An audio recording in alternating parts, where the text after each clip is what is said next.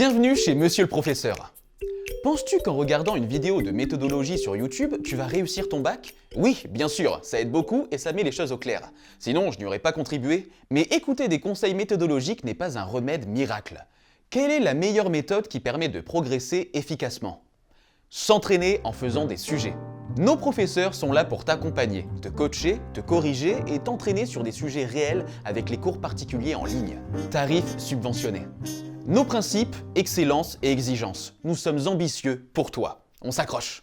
J'explique dans cette vidéo les grandes étapes nécessaires pour réussir sa dissertation de philosophie. Nous l'avons vu, une dissertation de philosophie est une réponse progressive, structurée et argumentée à une question dont les termes sont problématiques. Par exemple, revient-il à l'État de définir ce qui est juste?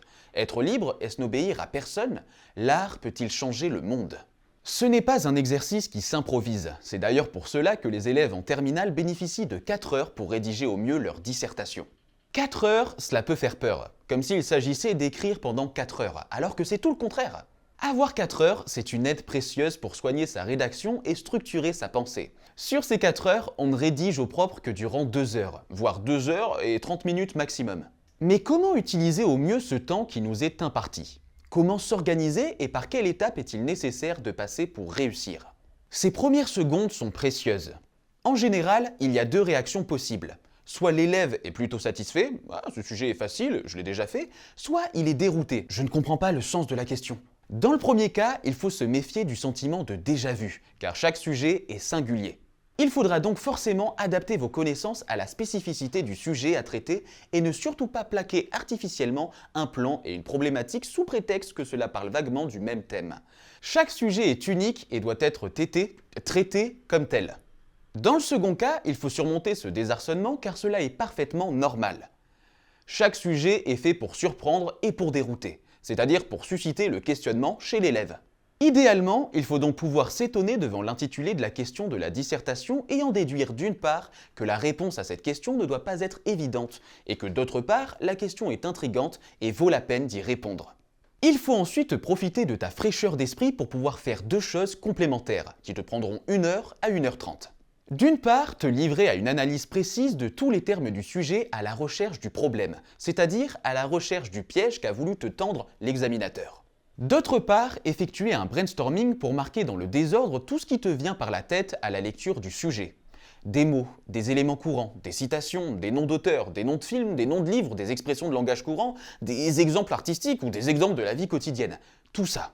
Ainsi, pour dégager le fil directeur qui reliera entre eux tous ces éléments et tous ces éléments avec le sujet. Il te faudra alors structurer tout cela dans l'ordre que tu auras choisi. Sur des feuilles indépendantes, tu pourras séparer ce qui ira bien dans la première partie, ce qui ira mieux dans la deuxième ou troisième partie, et ce qui conviendra plutôt à l'introduction ou à la conclusion. De cette façon, grâce à cette analyse et ce brainstorming, tu vas voir apparaître simultanément un problème et un plan qu'il s'agira de préciser au fur et à mesure au brouillon. Ne t'embête pas à noter mes explications. Sur le site Monsieur le Professeur, tu retrouveras ces textes en intégralité dans un fascicule numérique, que tu reçois en 24 heures. On a même ajouté une vingtaine de questions inédites. Comment faire si je ne connais pas du tout l'auteur du texte? Y a-t-il une part de hasard dans la notation ou est-ce un mythe? Il faut ensuite pré-rédiger l'introduction car il s'agit là du moment le plus important de ton devoir. Une grande partie de la note se joue là-dessus. Tu peux en même temps préciser le plus possible ton plan détaillé au brouillon, lequel te servira de boussole vitale tout au long de la rédaction au propre. Voilà, au bout d'1h30 maximum, tu as fini le plus essentiel, ton travail au brouillon. Il te reste environ 2h30 pour rédiger au propre ta dissertation en soignant l'écriture, le style, l'orthographe et la fluidité de ton argumentation. Le brouillon t'avait donné le squelette de cette argumentation. La rédaction au propre va pouvoir lui donner de la chair. Ta pensée peut enfin prendre véritablement vie. Cette dernière étape est absolument décisive. Il est impératif de se garder 10 ou 15 minutes pour relire à tête reposée. C'est pour cela que juste avant de relire, il est parfois bon d'aller faire une petite pause, de boire de l'eau ou... Il faut faire le vide en soi pour redécouvrir comme pour la première fois ton travail. Cela te permettra de mieux repérer les fautes d'orthographe ou les formules imprécises ou incorrectes, car il est absolument essentiel que ta pensée soit exprimée dans un français intelligible. Nous venons de le voir, la gestion du temps est cruciale. Pour cela, il faut toujours garder un œil sur la montre et s'entraîner régulièrement pour réserver à chaque étape le temps qui lui est dû.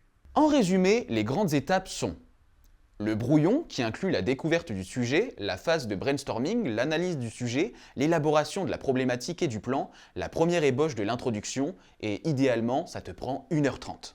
La rédaction au propre, en soignant son expression et en donnant corps à sa pensée en 2h15. Et enfin, la relecture pour être sûr que tout se tient. Ça doit te prendre 15 minutes.